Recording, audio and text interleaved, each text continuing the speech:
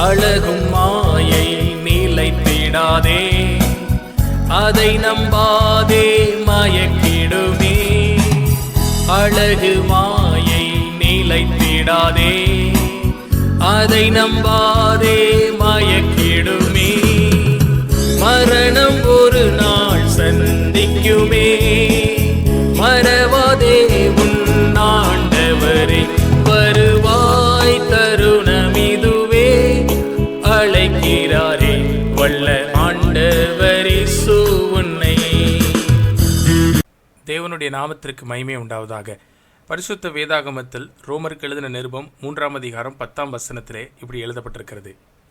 அந்தபடியே நீதிமான் ஒருவனாகிலும் இல்லை, ஒருவனும் நீதிமான் இல்லை என்பதை வேத வசனம் மிக தெளிவாக நம்மளுக்கு காண்பிக்கிறது.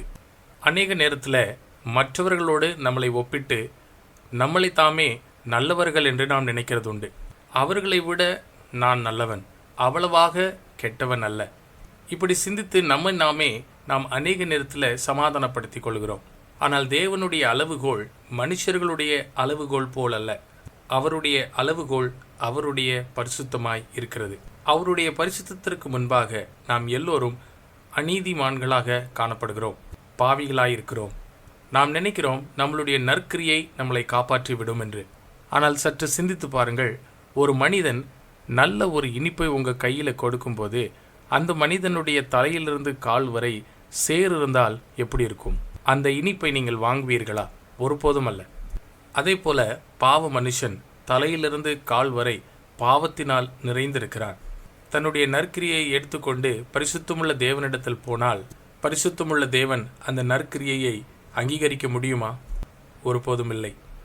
பரிசுத்த வேதாகமம் சொல்கிறது, எல்லோரும் பாவம் செய்து தேவ மகிமையை இழந்தார்கள். இந்த காரியம் அத்தோடு முடிந்து போகிறதில்லை. பரிசுத்த வேதாகமும் ஒரு நம்பிக்கையான காரியத்தை நம்மளுக்கு சொல்லுகிறது. அந்த செய்தி தேவனுடைய அன்பினால் உருவாக்கப்பட்ட நற்செய்தி. தேவன் தம்முடைய ஒரே பேரான குமாரன் கர்த்தராகிய இயேசு கிறிஸ்துவை இந்த உலகத்திற்கு அனுப்பினார். ஆண்டவர் இயேசு கிறிஸ்து மனுஷனாக இந்த உலகத்தில் பிறந்தார். நம்மளுடைய எல்லா பாவத்தின் தண்டனையை தம் மேல் ஏற்றுக்கொள்ளும்படி வந்தார். சிலுவையிலே தம்முடைய ஜீவனை பலியாக ஒப்புக் கொடுத்தார். 3ஆம் நாளிலே ஜீவனோடு எழுந்தார். நீங்கள் இன்றைக்கு ஒரு பாவி என்று ஒத்துக்கொண்டால், வேற எந்த ஒரு நம்பிக்கை உங்களுக்கு இல்லாதிருந்தால், ஆண்டவராகிய இயேசு கிறிஸ்து உங்களுக்காக கல்வாரி சிலுவையிலே தம் ஜீவனை கொடுத்திருக்கிறார். நீங்களும் அந்த நித்திய ஜீவனை பெற்றுக்கொள்ள முடியும். நீங்கள் இந்த சந்தர்ப்பத்தை, இந்த அழைப்பை ஏற்றுக்கொள்வீர்களா?